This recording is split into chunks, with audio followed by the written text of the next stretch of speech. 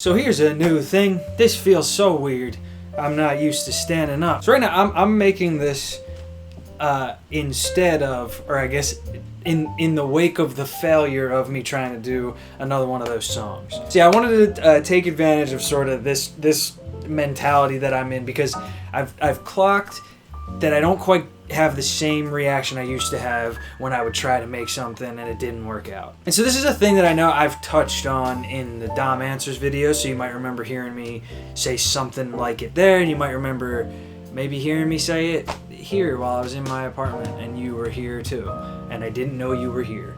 And who are you? Making anything by yourself is hard. It sucks. It's hard to like be your own boss in the sense of this is only going to happen if I make it. And it's hard to convince other people to maybe be as excited as you are about it. And I think because of that, a big thing that helps me finish anything I've ever worked on is a healthy dose of delusion. And I say delusion, and I don't mean it in necessarily a nasty, like stupid way of I'm not being realistic. It's more in the sense of allowing yourself to fully go under the spell of something that you really want to get made. Now, what that does mean is maybe initially being somewhat unrealistic about how soon you can get something done or everything that you're going to need to get something done. Because I think, and if you're anything like me, if I consider too far how hard something is going to be to make, I probably wouldn't start it. And this like delusion thing, this being under your own spell of something you think is possible,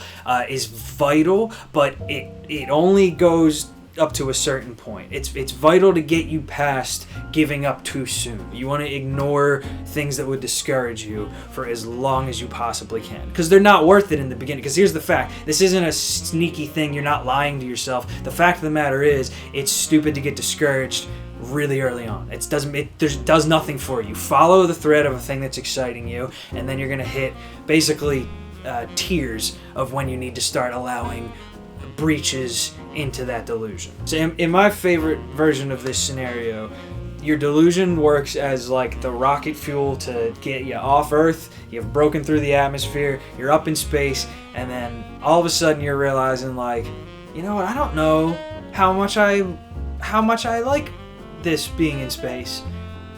Oh, I'm here though. Now you're at this point where you have a choice, because you're up against the full reality of is this possible? It starts to be, is that thing too much? Is that going to be harder than I realized? Is there a way that we can keep the vibe of that moment, but it be not, whatever, a car chase or whatever stupid thing I thought was going to work when I was delusional. Now, here's the best part about this. As much as you can ride that delusion to getting you far and you've accomplished things and you've been productive, you can fully decide at any point that you were wrong and you want to quit. And now listen, what you can't do, I would say most times, I'm sure there's specific instances, but what you cannot do is quit because you don't believe in the thing anymore, just because you don't see why you were so excited about it in the first place, especially once you're up in space. It would be like, you have more fuel and you're ready to use it, and it's totally, everything's going to work out, you're going to get where you're going, but you're just thinking like, I don't know if I'm a good astronaut. I think the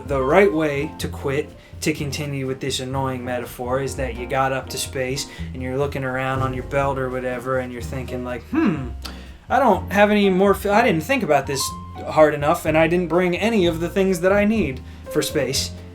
I should probably go back. And I don't think that makes the trip not worth it, because I think getting the answer that this wasn't gonna work is just as valuable as the answer that it was going to work completely. The way I try to think about it is that even once my delusion is worn off and I'm seeing things clearly, and I'm like, oh my god, I'm in space.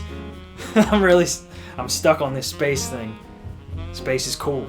You need to remember why you were able to be delusional about it in the first place. There was a perfect core thing that you saw. You saw the best version, or even if it was initially like, oh, that's realistic, I could do this, I could make this version of this thing happen. You need to remember what that is, because especially once you're trying to decide whether or not you keep going, if it's going to start to like fall apart, or it's not going to be quite the same shape, it's like it's not worth it sometimes. And sometimes you need to adapt, and you need to be like, well, realistically, if I don't change it, I'm never gonna get to make this thing. Fine, that makes sense. But typically, it's totally fine to be like, you know what? I want this to be as good as it possibly could be, and if I do it right now, it's not going to be that. I really hope this made sense, because I do think it's a thing that I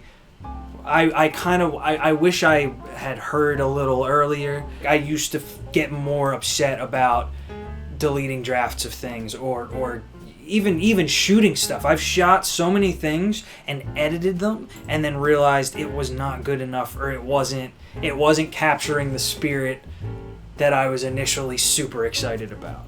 And I've just not put it out, or I've deleted it. And it really used to it used to hurt. It used to feel like I failed myself, and it was I was sort of warping the way the positive way I see doing things for yourself now. And what I mean by that is I think the center of it was the same when I used to get upset. It was still, I'm doing this for me. I'm doing this because I'm excited about this. I'm the only one who believes in it. And so when I would fail, I would take it so hard because I knew what it could have been. I knew what I wanted to do. I know how much time and effort I put into it. I was so in my own head, and it was like I kind of, weirdly in this bizarrely like selfish way, I would be like, well, it's worse that I'm disappointing myself so much. Like that's more what I was upset about, that I had failed myself. I had failed the delusional me that got me that far. But that's stupid.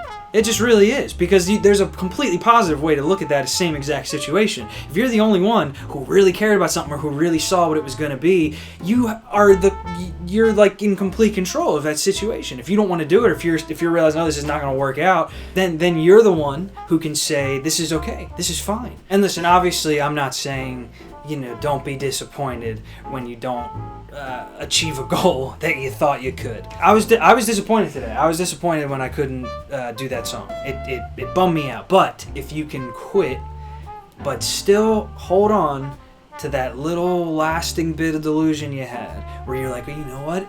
I'm gonna stop now, but if I had this, or if we could do that, or if it just was it would be perfect. Then you're not quitting. You're just moving the finish line a little bit, which is totally fine.